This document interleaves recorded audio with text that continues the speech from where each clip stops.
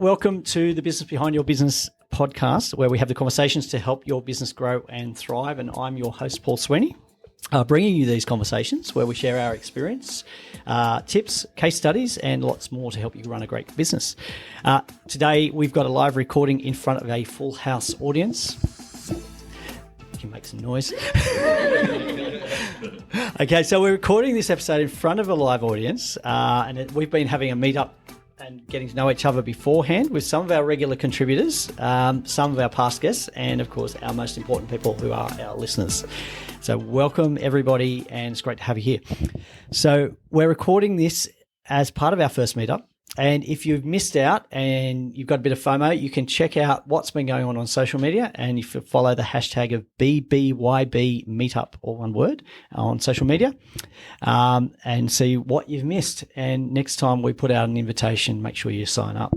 Okay, so a huge welcome to our live audience, and thank you for listening and following us on the podcast. So joining me today on the panel, on my left, the immediate left, is Luke Iacovelli. So Luke is the sales manager for UNITECH Solutions. He's responsible for a team of sales personnel and helps drive corporate selling of technology solutions to suit the many different clients under his portfolio. Works in the technology industry with constant training, personal development across all the many change faces within the sector. He's got qualifications from vendors such as Microsoft, HP, VMware, Citrix. We could be here for a while if we kept reading those. Prides himself on keeping up to date with latest technologies, so that must keep you up at night.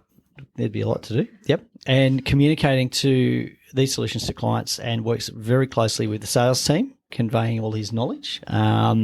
And certainly very beneficial to listen to Luke when you get a chance to hear what he has to say.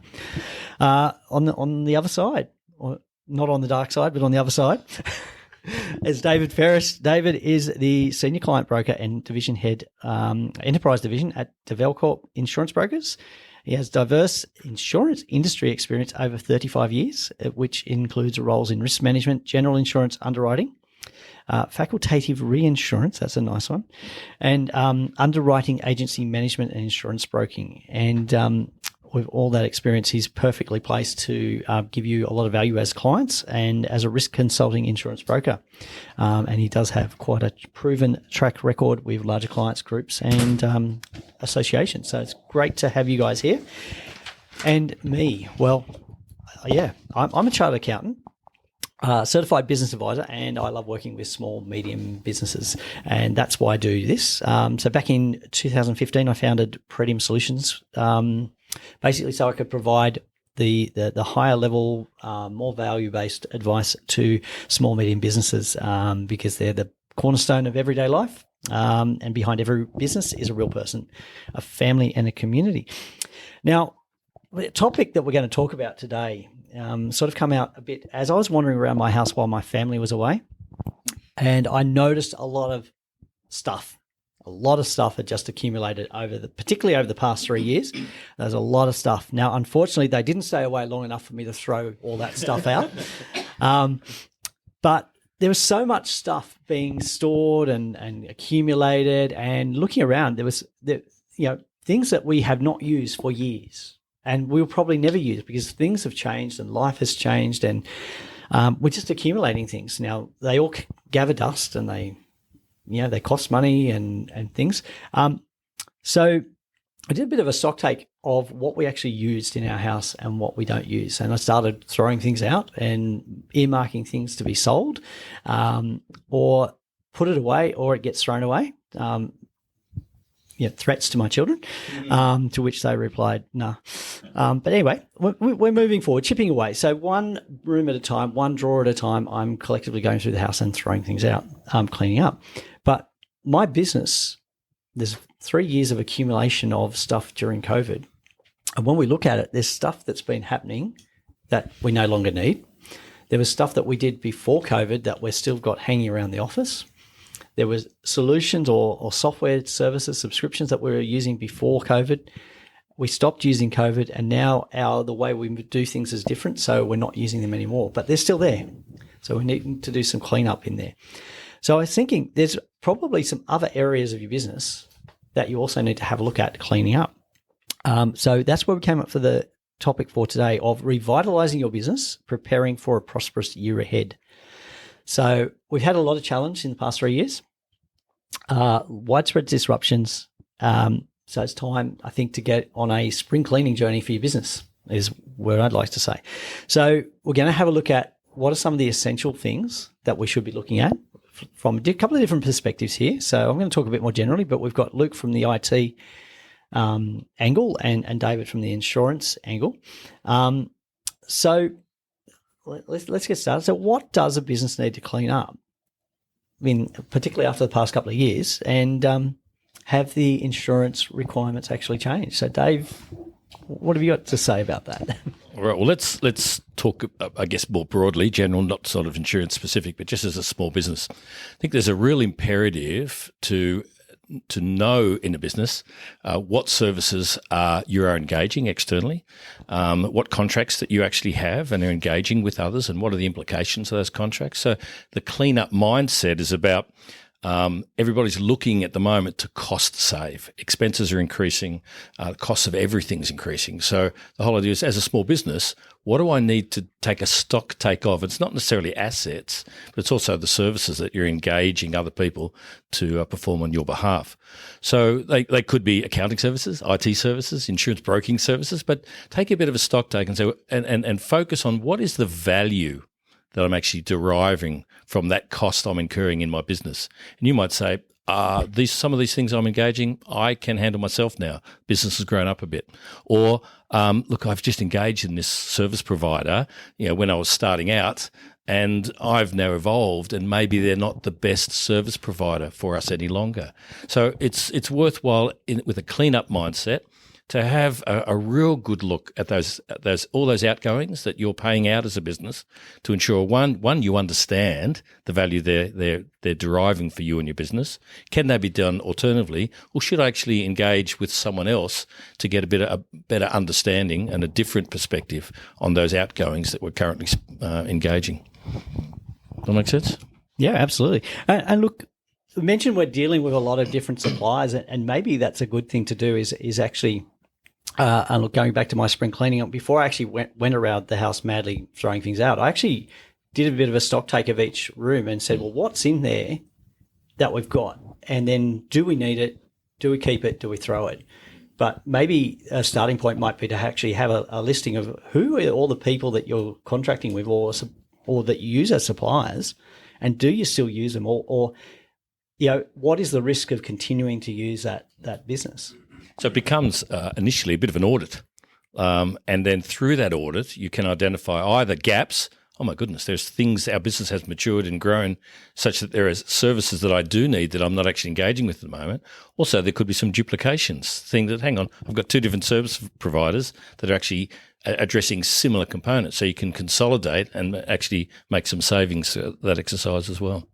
Yeah, no, that's great. So talking about things we're not using and duplications, Luke, you and I have had this conversation multiple times about software that people have subscribed for that they don't use or don't need. Do you want to sort of? Yeah, absolutely. Obviously, during COVID, it was this sudden need to do something, work from home, change the way we do things, buy equipment that we probably didn't need before. So you've got this situation now where that's all over. I had to buy things to continue to function as a business over the period. Do I still need those? Have I gone too far? Have I bought things that other software or subscriptions that I'm using already cater for? And you talk about your Netflix and all these other home streaming services. Everyone's got multitude of them, and they all give you films, right? Some have got, exclusive contracts, etc. But you're paying a little bit of money times a lot, right? The same with your IT. You've got, most people have 365. They will have their accounting software. They'll have other softwares that sometimes do the same thing or have features within them that just have to be turned on or enabled to give you that ability to be able to do the things that you can remove from some of the other subscriptions that you're paying for. And that helps to consolidate not only your billing, but also the way you guys operate as a business. And then, of course, looking at your hardware assets as well. You know, people had to rush out and buy monitors and docks and laptops, and now they've got a surplus of desktops sitting in their cupboard. They've got all this equipment which actually has data on it. So there's also a risk there as well, which we can touch on a bit later. But just looking at all your subscriptions, what are you using? Are you aware of all the things that those subscriptions do have? And can you make the most of the ones that you've already got? Yeah, and I think the multiple things that we're subscribing for that potentially we don't need exposes us in so many ways, because with all of those, they've got your email address, they've got your contact details, they've got a credit card to pay. So there's multiple points of weakness, I guess, in your security plan. And we know that cybersecurity is becoming more and more of an issue, and scammers, hackers are getting more inventive in how they're approaching you. So I think the more strands that you've got out there, the messier the knot is, and when something goes wrong, it can go terribly wrong. And absolutely, I mean, it just takes one of those systems to be, hacked or breached in some capacity, and you're suddenly vulnerable. And then when you look back, you might go, I mean, you look at the Medibank and Optus scenarios, right? There were customers that weren't customers for like 10 years and their data was kept, right? That's a separate sort of issue. But the point that I'm trying to make here is that, if you can eliminate some of those threads that you don't need, right? Credit card information, email addresses, whatever information they've got, particularly if it's relating to obviously accounting or financial information per se, eliminating that risk and sort of being able to start with just a cleaner slate of what are the services and subscriptions that you need to function as a business. Yeah, and I think cost cutting, that's obviously one area that you can save a lot of money, but I think reducing your risk and your exposure. But I think the other thing you mentioned is that we had all these people working from home, and we've got data everywhere. We've also got, I think, risk spread, because we've got people working from home. We've got people working in environments which, if they were inside an office, those environments would not be workplace safe. So how does that affect us as business owners if we've got people working from home or working from different locations? You could have a whole hour subject on that. But so when COVID first hit and before the mandatory lockdown, businesses needed to adapt and think, how can we continue to survive? So they bought, as Luke was saying, a whole lot of hardware, a whole lot of enhanced their networking capabilities so they could all access the service.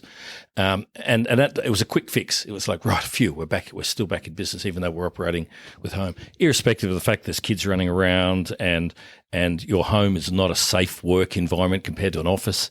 An office is controlled from, I'm thinking, work health safety point of view now. There's no kids, dogs, whatever, running around causing all sorts of grief. And also, there is an increased risk from working from home for an employer have staff. And the workers, in New South Wales, the iCare recognised that. They understood, and they weren't being too punitive about the controls that needed to be in place as a result of that increased risk. So and so what then businesses evolved, having to deal with the whole lockdown issue, to now it's very standard for people to be hybrid working. So they have both a home office and a work office, and so you've got duplicated resources of the hardware, but then the evolution needs to take place for the business to say, well, let's now focus on our actual security. So how are my employees from home accessing our service? And then it becomes down to the security on the actual modems and routers at home, because if they're weak, then people are accessing the home networks to access corporate systems. I've actually heard of a story of an IT guy who was brave enough to tell me this story from a major networking group. He has a sick cat, and the cat needed to drink water regularly. So he bought one of these water fountains, which every half hour sprints up water. The cat gets interested and has a drink, right? But it's connected through an app, through his router that he can remotely monitor on his app at home. Well, he thought, this is great. My cat will be able to drink water. People hacked into his home network, where he has a lot of corporate private information, through the drinking fountain. all right? And he hadn't segregated the drinking fountain to a separate part of it. It physically can be done, but he hadn't thought that far. So as something as simple, we all have pools that are remotely monitored, air conditioning, light bulbs, air conditioners, all great. Solar systems, this is great. We can all look at talk about it at the pub. That's what blokes do with solar apps. But it's an exposure to that employee's system which accesses corporate systems. And once you access the corporate system, you've got this weakness which is exposed, which is a corporate responsibility, not the individual's responsibility. So it's evolved from, great, quick fix, we can still work, through to now, hybrid's here to stay. So corporately, you've got to think, how am I going to still provide the same level of security that we do in a contained, quarantined business environment back at home? And that's why you talk to this guy. Look, just to add to that, there's two parts to that. There's the Internet of Things, which is these devices that now connect to the internet to allow you to, you can turn on your air conditioning 2 hours before you get home so the house is nice and toasty, right? And there's BYOD. Now, as an IT professional, I really dislike BYOD. Bring your own device. Yeah. The concept is great in theory, but is a massive grey area. And that grey area is you as a business owner have an obligation to protect your data for your business. You're then saying to someone, you can use your personal device to access the company data, but they have a right as the owner of that device to use that device for whatever they want. So you go along and you put corporate virus protection or web filtering on their personal device because you want to protect your data. They then decide that they want to go to an inappropriate website, which they have every right to do so. They can't. You now have a conflict. Or you don't have that protection on there and their personal device gets hacked. They've now got access to your work data. So I can't stress how important it is to issue company equipment for the purposes of company data access. It's locked down, it's secure. You want to browse the internet? That's fine. You have a personal computer to do that. It's just a really, really big grey area, and COVID has really elevated that. It's always been a problem, but COVID elevated that because everyone's gone, day one, pick up whatever I've got, go home. Suddenly, I'm going to use my home laptop, my home computer. Kids go on there at night to do their homework. They're downloading movies, illegal cop, whatever it is they're doing, right? You've got this risk, this huge risk that you didn't have before. So again, it's a grey area, and my advice is always to purchase equipment that's company issued. You can control it, you can lock it down, and that's your tool to do what you need to do. The same applies on a mobile phone level as well. When you think about it as well, mobile phones can be hacked as well. So you've got access to, how many of us here have got a personal phone that we've got our work emails on, right? So you've got that, risk as well. So it's important to think about these things and be aware of these risks, particularly when you're, looking at, getting new staff on board or as part of this sort of reset process. Let's say I'm going to just very quickly touch on this because it is a topical issue, but the rise of ChatGPT and AI, and Carrara at the back of the room is smiling because we had this discussion last week about using ChatGPT, which has got some great features and assistance, but there are any tool that you use online, and particularly if it's a free tool. One of the things I'd ask you is, where is that data that you're putting in there being stored? Who has access to it?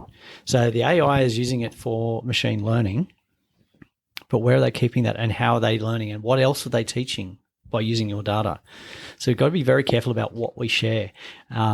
So as an accountant and a tax agent, we've just been hit with a whole bunch of new security requirements of how we look after our client data. They've gone from being best practice recommendations to mandatory part of the code of how we operate. Now, that's meant much banging heads on desks and walls in frustration, but a lot of work. But it's a case of, well, we've been identified as a target because we have a lot of sensitive data in our office. So we have to be very careful about all the free tools that we use, because it's very easy to go on and get a free tool that you don't pay for to do something. It might be screen recording, but what else is it recording? So I think one of the things I'm hearing or is that we need to educate, and you educate all your employees and even your contractors, if your contractors have got access to your data, about how the need for security is there, but also how that impacts on other aspects of your business. I guess it's probably appropriate at this time to talk about the heightened requirements for privacy, which used to have a threshold of a business turning over $3 million, this mandatory reporting. Now there is no threshold. Every single penetration, any single hack or breach needs to be notified to the Australian Office of Information because the government's paranoid about where this stuff is coming from and if there's anything systemic happening across multiple platforms sourced from the one place. So there's mandatory reporting because preservation of personal information, and it's predominantly anything that can identify and be linked to an individual. So it's names, addresses, phone numbers, contact details, medical records, age, sex, religions, all that. So it's personal information that can be used to gain licensing or other information. So its onus is on you. A business of your size has an obligation to protect the information that you're gathering on behalf of others. And so even things like a childcare centre, they want to see the proof of identity of the parents dropping off kids. But do you need to hold that information or just cite it? And your database then says, okay, I've cited the verification of the individual. You don't need to store it because if you're storing it, you have an obligation then to protect it. And it's another level you don't need. Don't store it. Verify it, tick, move on. So it's your obligation. It's up to every single business to protect the information that you collect, which is why Medibank, interestingly, when they had the ransomware attack, they had the board collect together and they made a decision, we are not paying this ransom. They worked with their insurer and they said, no, we as a company, we do not want to contribute to the funds of crime. So we're not going to pay this ransom. So the hackers released personal information, and it was very strategic, targeted information, which damaged personal reputations. So then Medibank got hit with a class action from its members saying, you released my personal information. You allowed my personal information to be released. So we're creating a class action against you. You did not fulfill your responsibilities to me for protecting my information. So you can't win. Best thing is to avoid the breach. Okay, so I'm going to be brave here, and I'm going to open up to the floor for any questions. Mr. Cripps.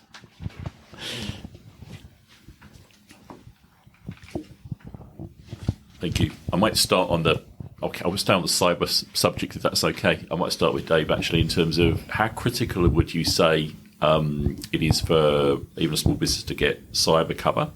I have heard stories sometimes that cyber cover for some businesses are almost too late in terms of premiums have skyrocketed. What's the current thoughts there? Right. Before we talk premiums and cover, we always like to talk risk. I mean, what is your risk profile? What is the risk profile of your business that, as a broker, we would take to the insurers to try and transfer the risk from your balance sheet to their balance sheet? So the risk profile could be significant from high to low, all right? And so the insurer looks at those risk profiles and say, well, how is that business protecting itself, all right? So we much prefer a business actually be more focused upon eliminating risk than buying insurance. Interestingly, so focus on the risk protection measures to avoid a problem having where you've got to make a claim, all right? Then you facilitate insurance as a contingency. The insurance is the afterthought. And even that, you will not be entitled to cyber cover if your controls are inadequate. So you have to have good protection, physical protection in place first to entitle you to insurance.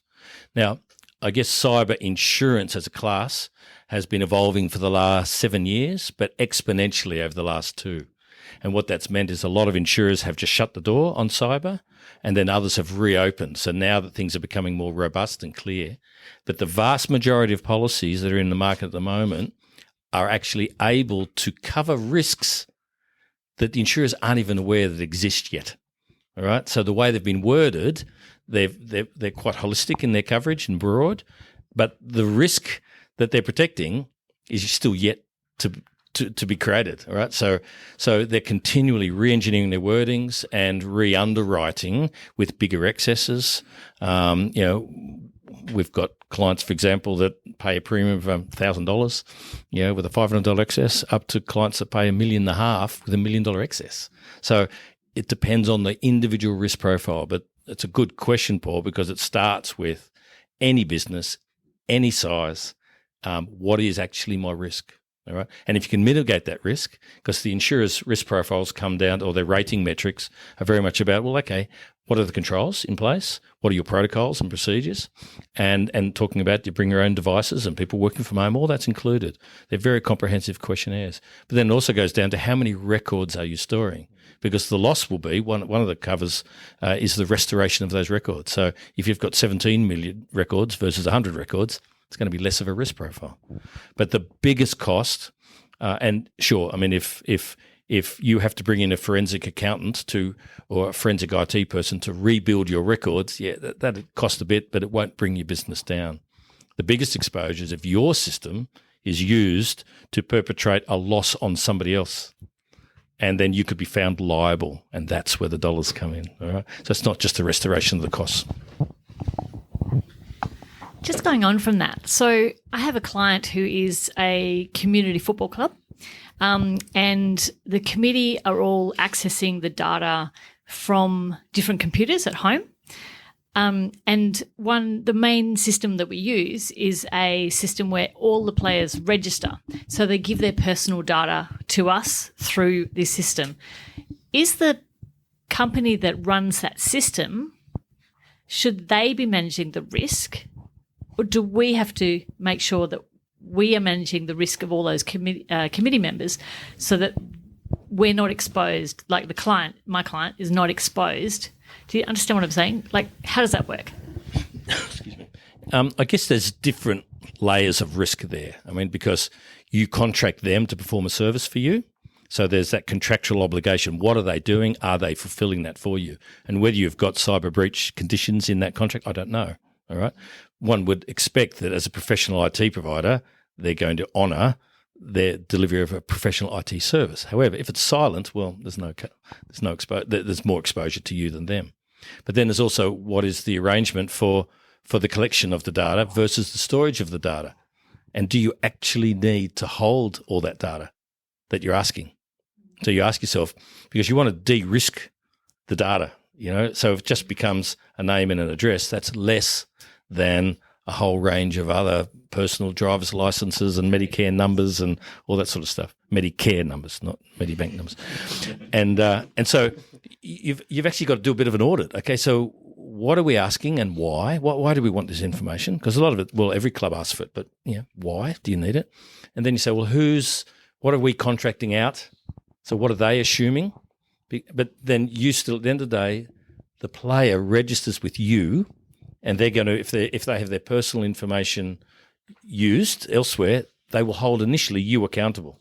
And then you've got to look contractually, how can we share this problem with somebody else? But it'll be held to you first. So who does the audit? So we've looked at our systems and we know that there's risk there. Do we get Luke to come and do an audit of our IT?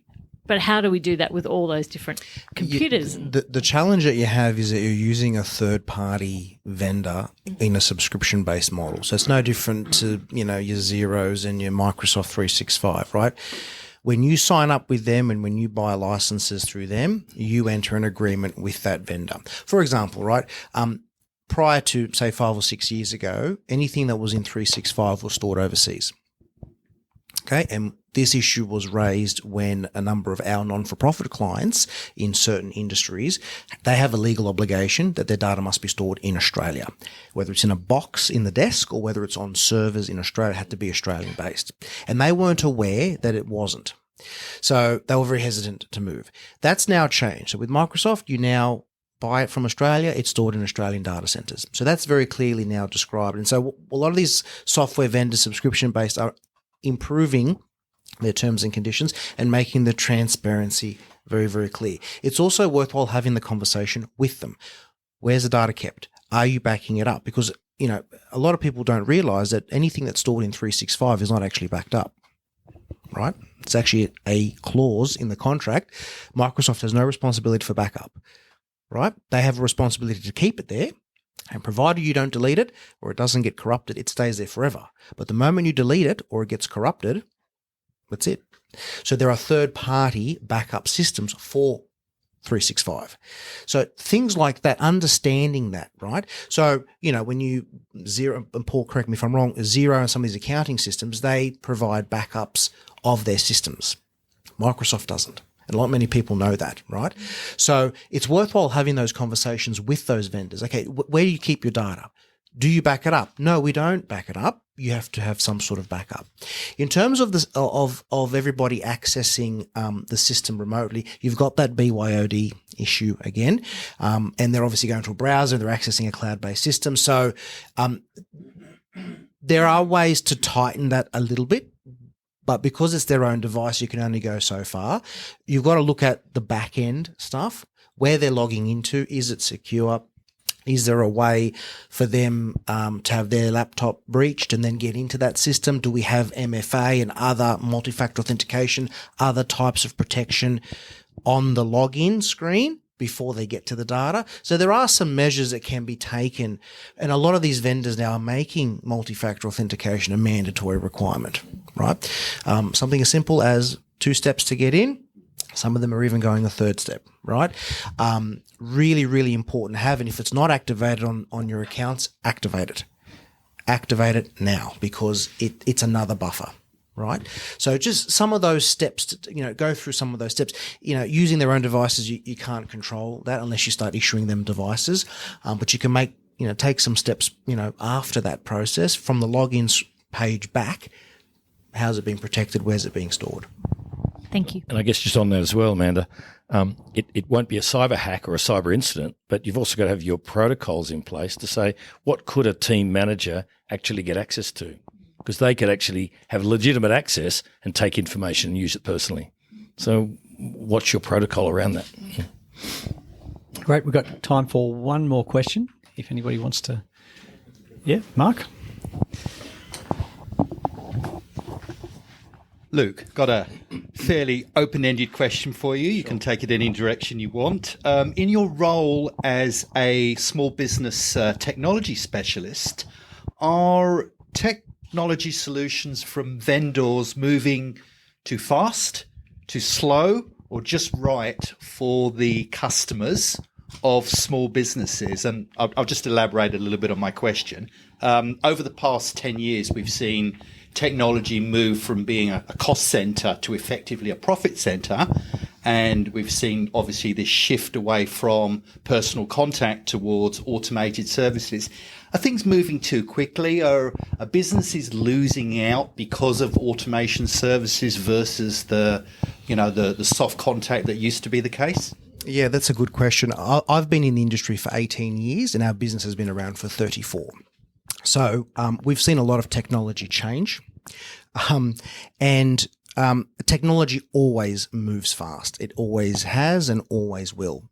I think what happens is big business enterprise, they've got the big offices and the people working from home, the big teams of people that, they've got the time to research, they've got the time to invest, they've got the time to understand and then implement. Small business doesn't have that flexibility, right? I mean, just look at COVID, right? Everyone within 1 week had to go work from home in some capacity. You're too busy running your business, helping your clients, doing what you need to do to stop and think about what should I be doing or is that right for me? I think small businesses have improved a lot in the way in which they understand technology and are embracing it. They're still not going anywhere near as far as they need to when it comes to cybersecurity.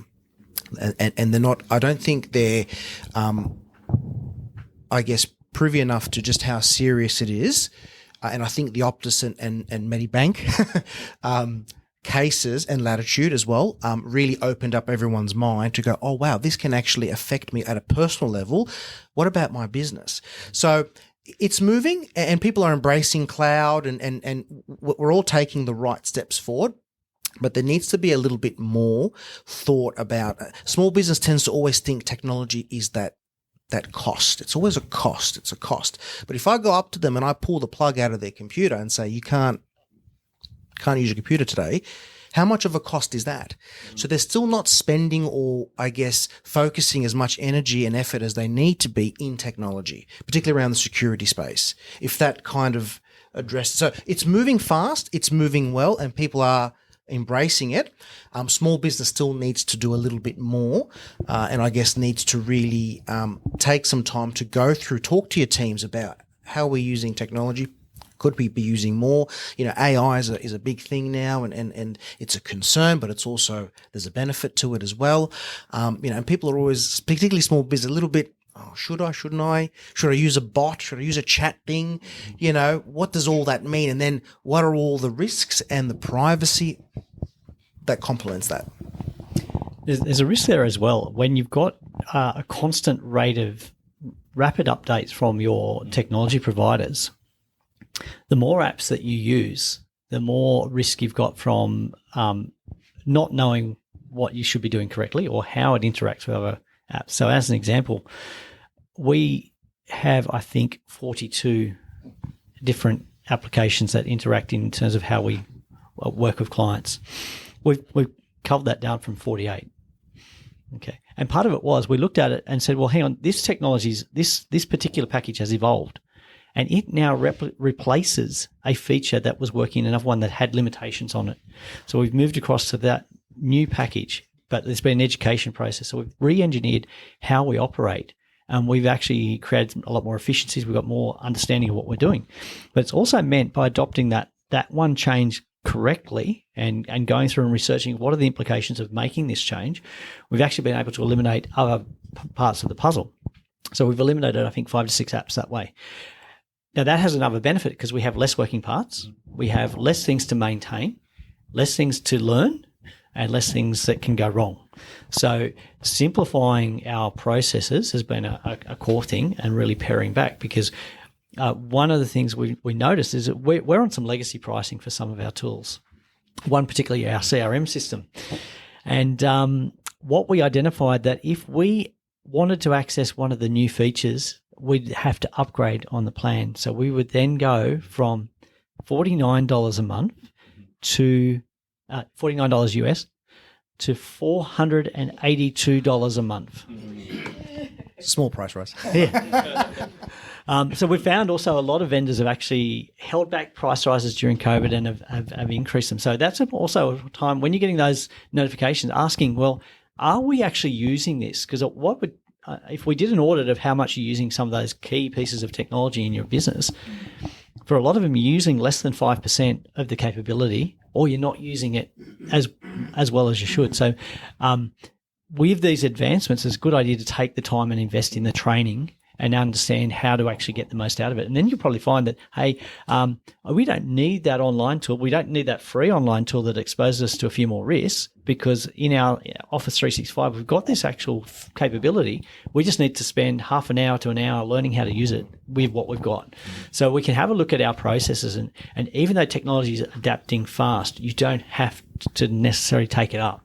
There are some things, a lot of the upgrades are often optional, particularly on tiered subscriptions. Yeah. You've got the option to hold back or to scale back. And it might be a case of do the audit. A lot of the audits coming up quite a bit here that actually take stock of what you're using and what you really need, and have a look at. You might be on a subscription and you're paying, say, $90 a month, but you're only using 3 of the 10 different features there. So you could easily drop that back to a smaller scale and not need to have all these extra things, because the more working parts, the more things that can go wrong. So spring cleaning, simplify your business, simplify your processes, and just take back control as well, because a lot of stuff has just evolved out of control. It's sort of like a fungus that's just been evolving. Nobody likes that, but let's have take some stock. Go out, grab a coffee, sit down, just get a piece of paper and start writing down. These are the things that are core to what I do. Don't look at what you've got, but look at what's core to what I want to do and how I want to operate. And then have a look at, well, how am I operating at the moment? And what can I get rid of out of that process? What don't I need? Or what can I improve? So maybe it's a case of I'm using a hammer to make crack a rock, but I need to get a sledgehammer. So I could still crack the rock if I'm using a hammer, but it's going to take me a lot longer, and it means I'm going to miss other opportunities. So make sure that whatever tools you're using and whatever processes you've got, that they're the right ones for what you're trying to do. Look, no system that's out there is perfect, right? They all say they are, but they're not, right? Because every business is different. So this goes, again, back to that cleanup. And the other thing, too, is these software vendors are constantly evolving their products. You know, part of your subscription is you get the new features of Microsoft. We may not like them, but they pump them out, right? So, you know, I'm talking about more specific applications, not so much Microsoft, but, you know, specific things where they might add features that you were paying for a different subscription for previously, that you can cancel that and now adopt in the main one. Or, you know, reassess all of your systems and go, look, there's this whole range of extra optional stuff that we didn't know we could use. Or, you know, for maybe a few dollars more, you can open those up and you can then save hundreds of dollars on another subscription. So, no software or system is perfect, and they're always evolving. They're always developing new things. So there's an opportunity at this point in time, you know, looking at the cleanup topic of, you know, assessing those systems and seeing what you need and what you don't need. I guess just to wrap up on one sort of point, when it comes to cyber risk, it's not a matter of if you will be accessed, it's when. It's that serious. And it's not that you're being targeted. They don't care who you are. The process is rolling out to everybody, every medium and to small business. It's just a process. And we saw a ransom letter yesterday, and they just apologised. Says, please don't take this personal. We're a business to generate funds. All right. And so, you know, we respect. We hope that you respect our process. It's like, seriously. But and what they're doing is, because they've got a brand reputation, when you pay the ransom, they will restore your data for you, because they don't want to compromise the fact that, well, if you don't pay the ransom, it won't happen anyway. So they want this regime to operate. And everyone is being impacted. And now we're seeing on texts, you know, it's like it's invading your mobile phone. They just want you to socially be engineered to press that button, connect that link. And all it takes is just one person in the office who's not paying attention. We're all getting parcels delivered. We're all at this time getting a legitimate thing from MyGov saying, don't forget your tax, you know, because it's the right time. Everybody's getting them, but they're not real and dangerous. The cybercrime is a business. It's a 24/7 business. They have help desks, right? They actually will email you and say, we're sorry, we hacked you. Please pay the ransom, and we'll tell you how we hacked you so you can fix it. We're here to help you. We're here to help you, right? No, it's called crime as a service. So we've all heard of software as a service or hardware as a service. There is a terminology called crime as a service. So just be aware of that. They're there to help you and take your money at the same time. Okay, thank you. I think we might need to wrap things up there, but I've learned a few things today, like crime as a service, and don't trust Medicare. But look, thank you to Luke Iacovelli and David Ferris for joining me on the panel, and thank you to our live audience who've been here at the Business Behind Your Business meetup, and thank you for the questions and contribution you've given us today. Look, if you're a regular listener, thank you for continuing to listen and support the Business Behind Your Business podcast. And if you're listening for the first time, it's great to have you with us. So we like to keep bringing these conversations to you. So make sure that you keep listening, subscribe in whichever app player you're using to follow us. And don't forget, if you've missed an episode, you can go back and listen to it at any time, or find more resources on the businessbehindyourbusiness.com website. And look, if you've got a question you'd like specifically answered on the Business Behind Your Business, you can email us at podcast@thebusinessbehindyourbusiness.com, or use the link in the show notes. So thank you for listening, and we'll see you next time.